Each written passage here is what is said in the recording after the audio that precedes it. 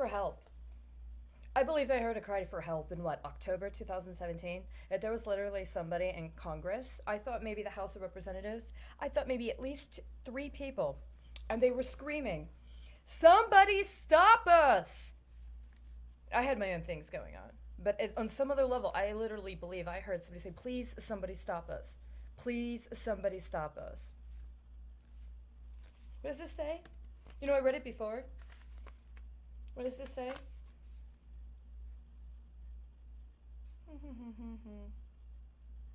Prudence indeed will dictate that governments long established should not be changed for light and transient causes, and accordingly all experience hath shown that mankind are more disposed to suffer while evils are sufferable, than to right themselves by abolishing the forms to which they are accustomed.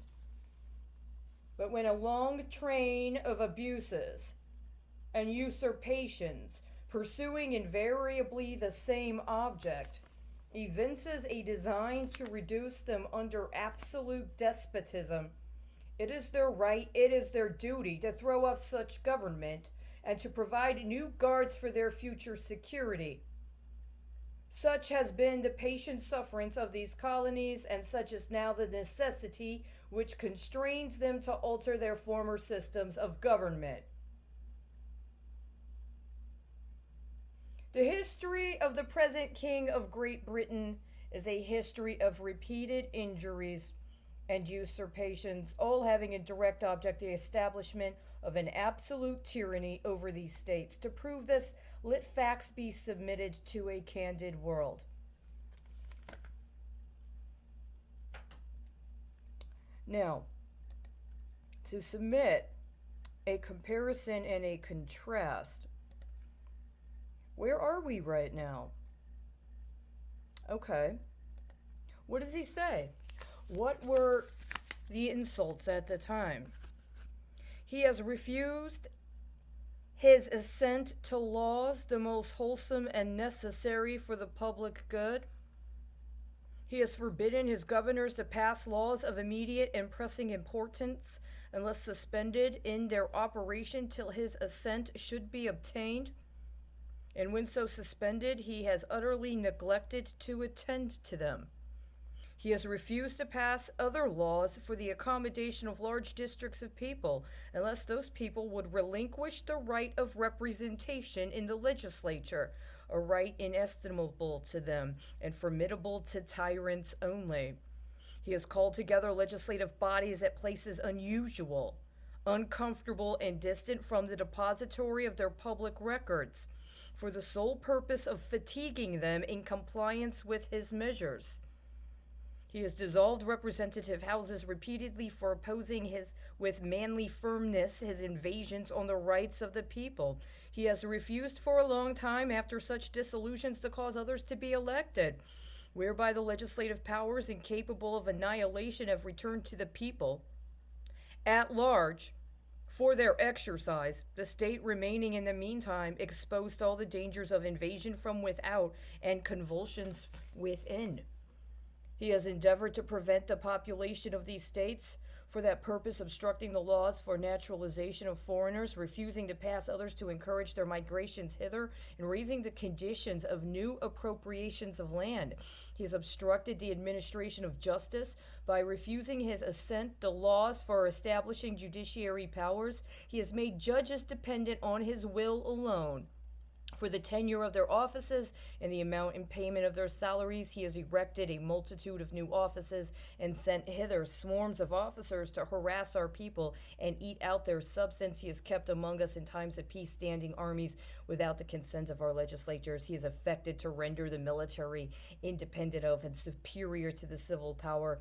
He has combined with others to subject us to a jurisdiction foreign to our Constitution and unacknowledged by our laws, giving his assent to their acts for pretended legislation, for quartering large bodies of armed troops among us, for protecting them by a mock trial from punishment for any murders which they should commit on the inhabitants of these states, for cutting off our trade with all parts of the world, for imposing taxes on us without our consent, for depriving us in many cases of the benefits of trial by jury, for transporting us beyond seas to be tried for pretended offenses, for abolishing the free system of English laws in a neighboring province, establishing therein an arbitrary government, and enlarging its boundaries so as to render it at once an example and fit instrument for introducing the same absolute rule into these colonies,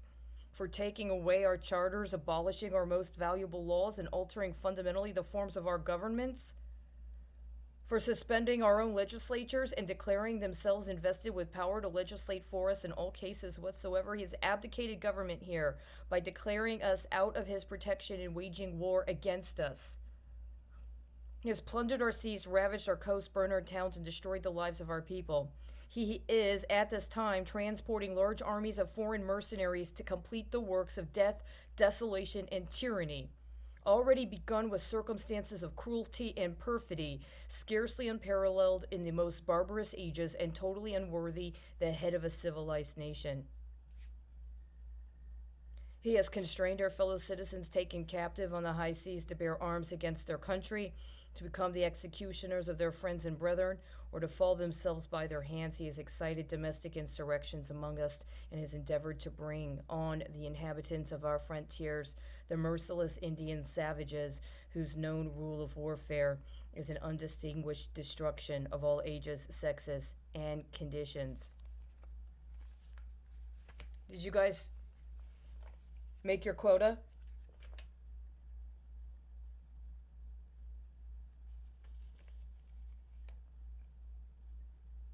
Pretended offenses. See, the problem is your offenses are actually very, very real.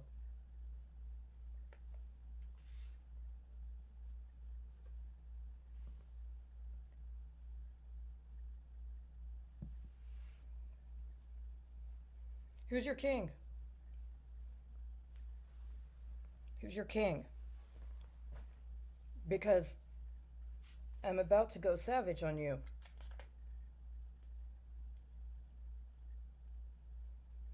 He has excited domestic insurrections amongst us. If you continue to maintain this ruse that you have any constitutional authority, then you are 100% openly conspiring to cause insurrection within your own country.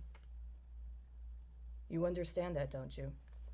If you insist on willfully and knowingly flouting anything close to an actual application of the Constitution in whatever kind of pageant you're otherwise engaged, if you continue to conspire to cover up for these horrendous, unconscionable crimes against what allegedly are your own people, if you maintain this praxis of merely providing underwriting, very high class underwriting, on insurance policies to cover up for organized crime, you are inciting us to insurrection for our own survival in the course of a biological warfare campaign that you guys helped co-author with your autumn 2019 session.